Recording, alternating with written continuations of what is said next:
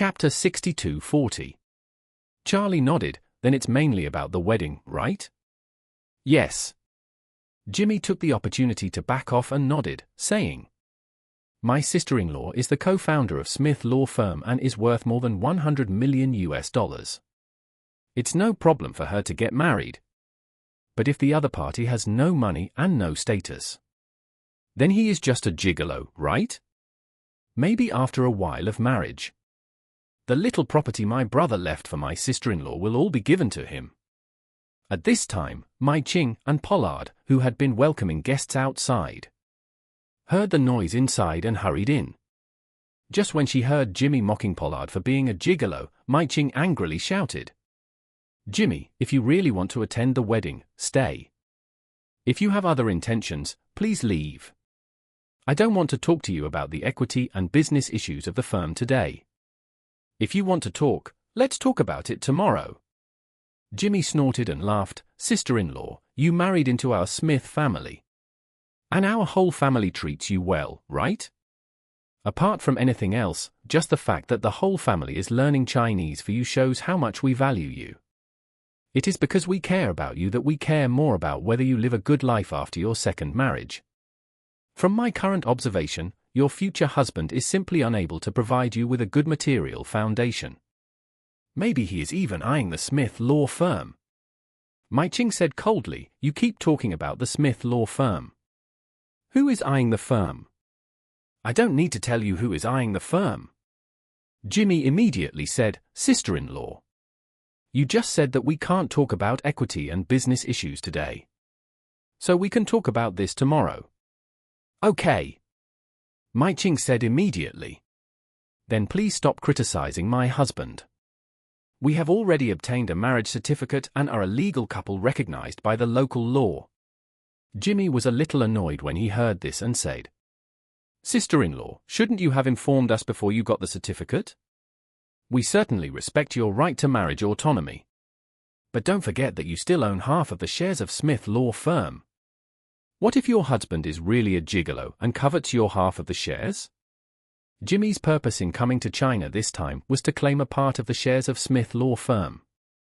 It would be best to force Paul and his mother to split the firm into two, giving him all the North American business and leaving the Asian business to Paul. In his opinion, Paul and his mother Mai Ching would settle in China anyway, and they would not be able to control the North American business if they kept it in their hands. So giving it to him would be like returning it to its original owner. Of course, he knew very well that although the Smith Law Firm was named after the Smith family, it was indeed built up bit by bit by Mai Ching and his brother. The old man naturally provided some help, but it was far from an investment, both in terms of reason and law. If he really sued to divide a part of the shares of Smith Law Firm, no judge in the world would support it. So after he learned that Mai Ching was going to get married, he thought, why not take advantage of Mai Ching's marriage to come to China to make a scene? If he could force this orphan and widow to spend money to avoid disaster, it would be great. Anyway, they were an orphan and widow, so much money would be useless. Mai Ching naturally knew his intention. In fact, she chose to bring Paul to China after her husband's death. The fundamental reason was that after her husband's death, the Smith family always had their eyes on their law firm. The Smith family did not think that there was anything wrong with their mentality of eating up the family's property. They felt that it was their family's property. Now that their eldest brother had passed away, it could not be taken away by a woman of a different surname or even a different race. More importantly, although Paul was a descendant of the Smith family, he chose to stand with his mother. Naturally, he did not want his parents' hard-earned foundation to be divided up by several uncles. So he resolutely chose to move to China from the United States with his mother, and even moved the law firm from the United States. Paul did not tell the Smith family about his mother's marriage, but somehow the news leaked out, and as a result, Jimmy flew over on time. Seeing that he had been making a fuss for a while, Mai Ching finally brought the topic to the equity of Smith Law Firm, so she said coldly, Since you can't stop talking about the equity of Smith Law Firm, then I will talk to you about this matter. At this point, Mai Ching cleared her throat and continued. Smith Law Firm was established by my late husband and me after decades of hard work. And the equity structure is also very simple. We each held 50% of the shares at the beginning. Later, the law firm grew bigger and bigger. And many lawyers joined one after another. So we took out a total of 30% of the equity to motivate outstanding lawyers who have made great contributions to the firm and have been promoted to partners. Now that 30% of the equity is in the firm's option pool.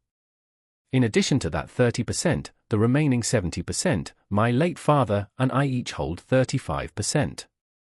According to his will, after his death, his shares will be divided equally between me and my son Paul.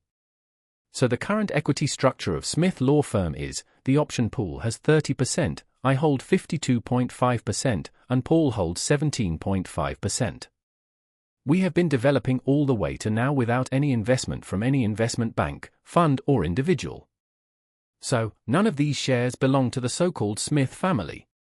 So how these shares are disposed of has nothing to do with you or the so-called Smith family.